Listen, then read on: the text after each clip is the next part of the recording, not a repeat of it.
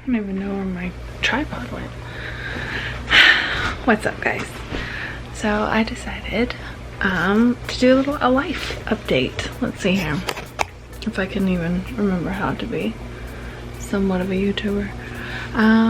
Yeah, okay, well, cut this. I need to read you something first, so I'm gonna grab it.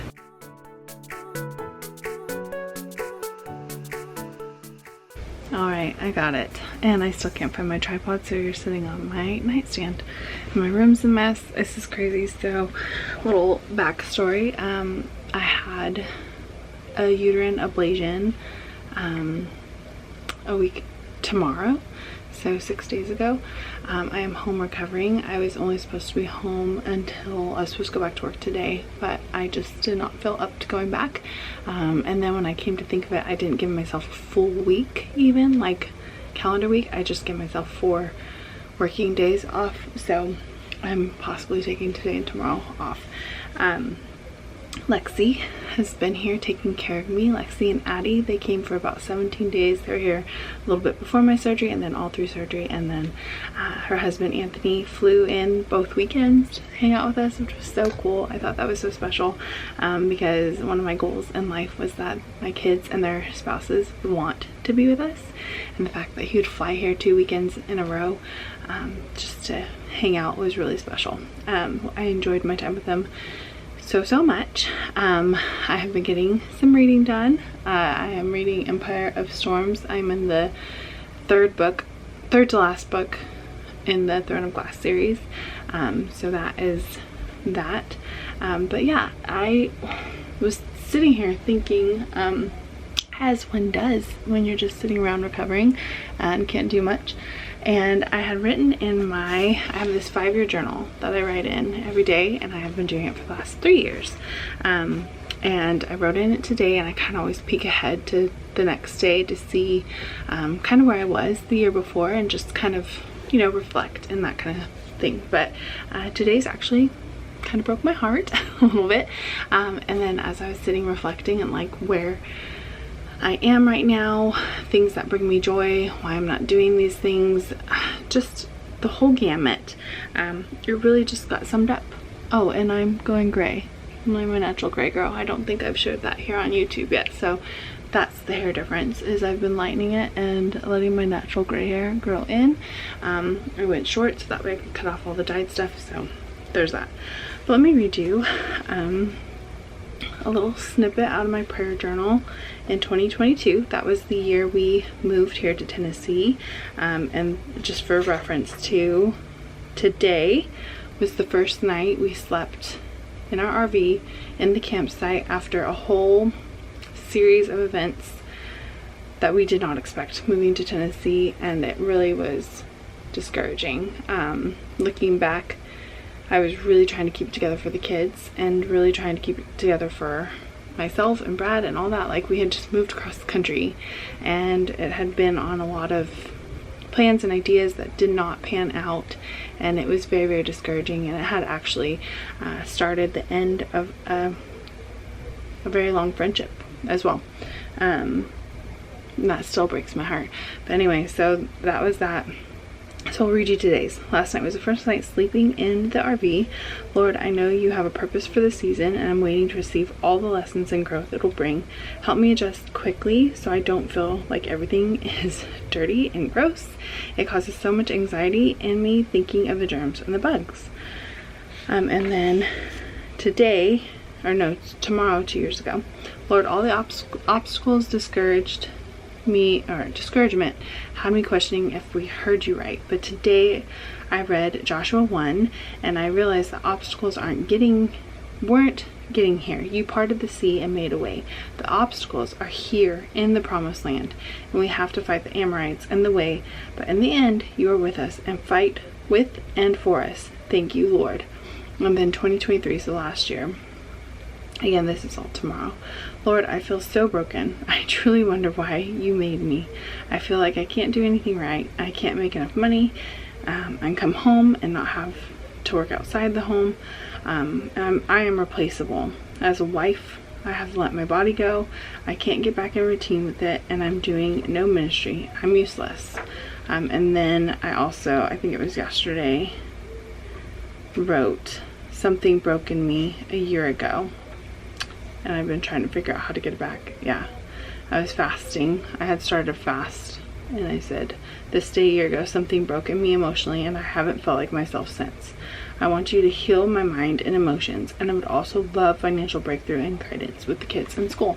So this like week last year, 2 years ago, sorry, and last year have just been heavy, and then here I go having a surgery, and it's all very heavy again. And I'm sharing this because I feel like I'm a pretty happy person, I'm a pretty positive person, but that one sentence in there, something broke in me a year ago, has never been more true. We talk about that time in the camper now. In hindsight, I was having panic attacks. My first panic attack was that first night in the camper when I said everything felt dirty and gross, Lord just help me. I had my first panic attack the next morning. Like, it was just, I couldn't feel myself breathing, or I couldn't feel like I couldn't breathe, like heaviness on my chest, my whole body was vibrating, and that whole body vibrating feeling came back actually this week as I was getting ready to have surgery. So just for reference too, I am a more holistic kind of girly. Like, I'd rather heal it with teas and herbs and those kinds of things. So the fact that I went to Western medicine was kind of a big deal. But my cycles had been just ridiculous for the last 2 years.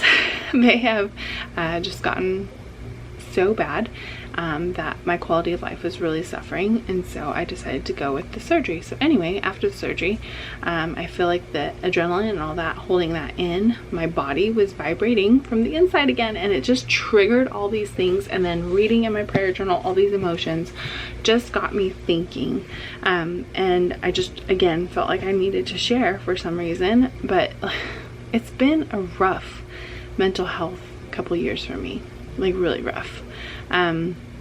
I feel myself coming out. Like, I just don't feel like it has been a, oh my gosh, I'm better, or oh my gosh, I'm so depressed I can't get myself out of this. It has just been like I've been stuck in mud, it kind of feels like. But like, there'll be days and there'll be reprieve where I feel above it, and then I get back stuck in the mud.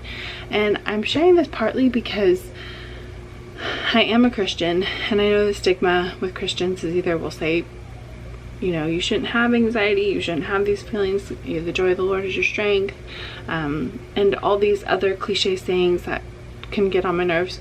The other part is that sometimes medications and those kinds of things to help you with your mental health seem like a stigma in the Christian world. For me personally, I don't even like to take Tylenol.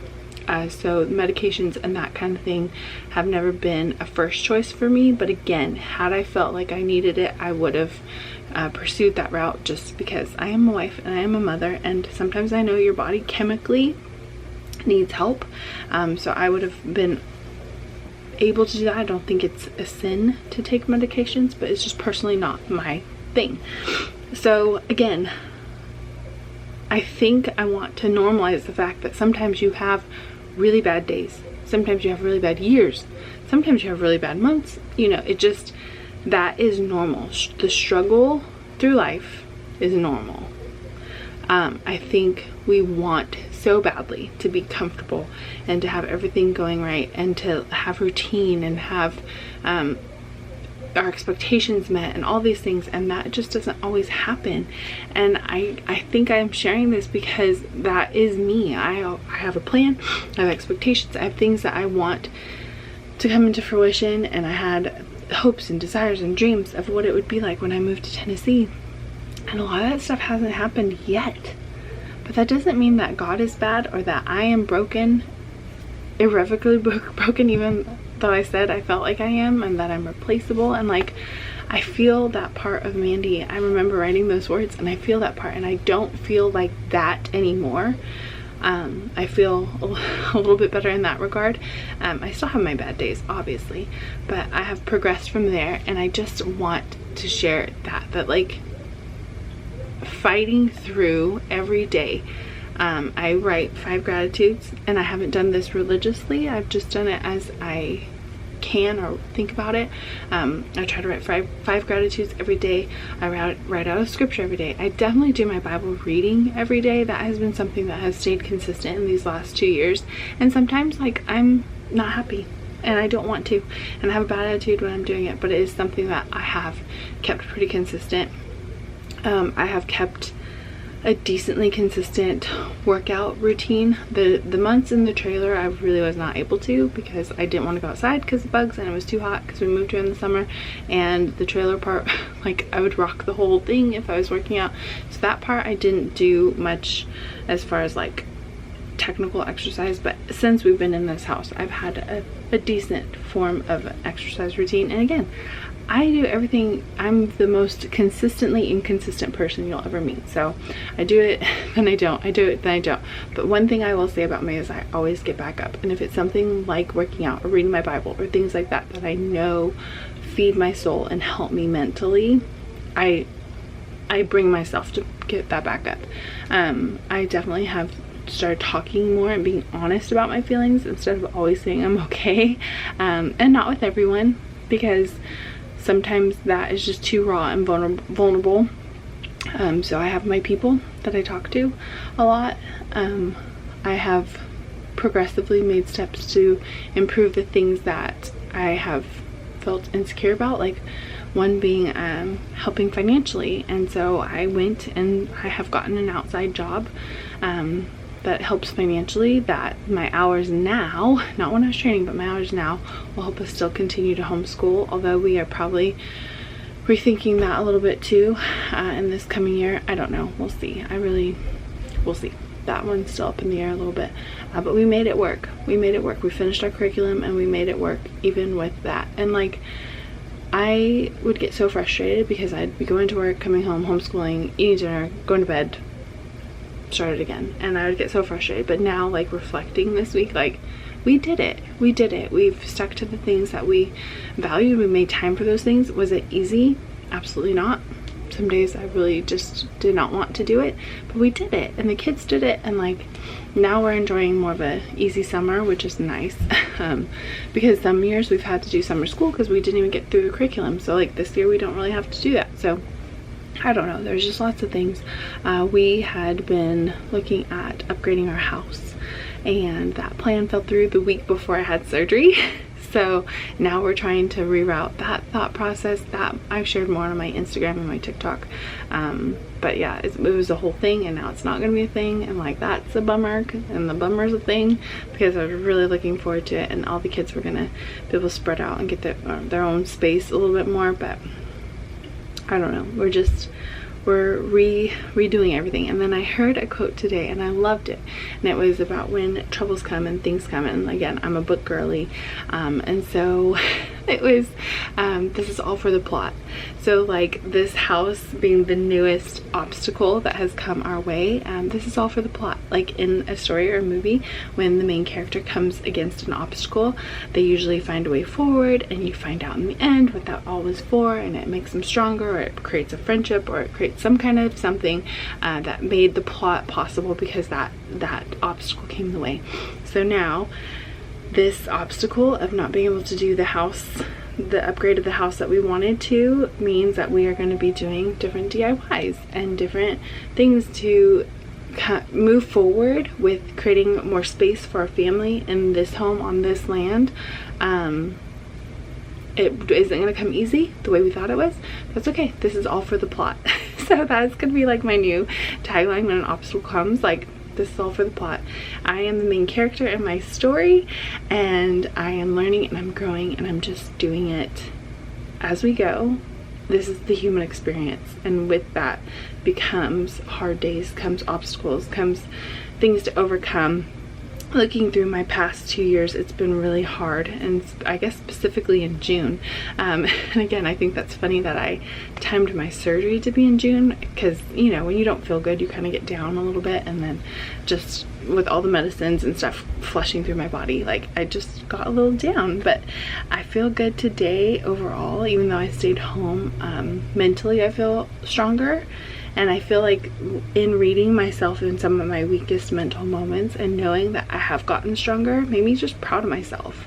So I encourage you, if you don't have a prayer journal or something to write down, and I love this because you literally have just like a little paragraph and you can look, so it's 22, 23, 24, and then it'll be for 5 years, because sometimes we can write it out in a journal but you never go back and reread it. And so I like being able to have a snapshot of each day in the years side by side and see my growth. Like, had I not had this, I would think I'm still in a really dark place, or just as dark as I was a few years ago, because sometimes it could feel that heavy, it could feel that murky. But in looking, I'm not. I'm steps ahead, and I'm going to be proud of myself and celebrate myself for that. And I guess that's part of my encouragement too, is journal, write things out, to just help yourself see reality, because sometimes when you're in that murkiness, reality to you is not accurate.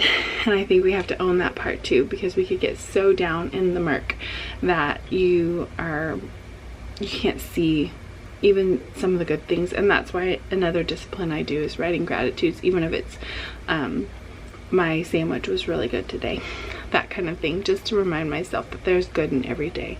But I don't know why I felt like I needed to share this. This will probably be a one-off in my little YouTube world, but I just felt like I needed to share. So I hope you're having a great day. Thank you so much for watching. Like, subscribe, join my tribe, and I'll see you in our next video. Bye guys.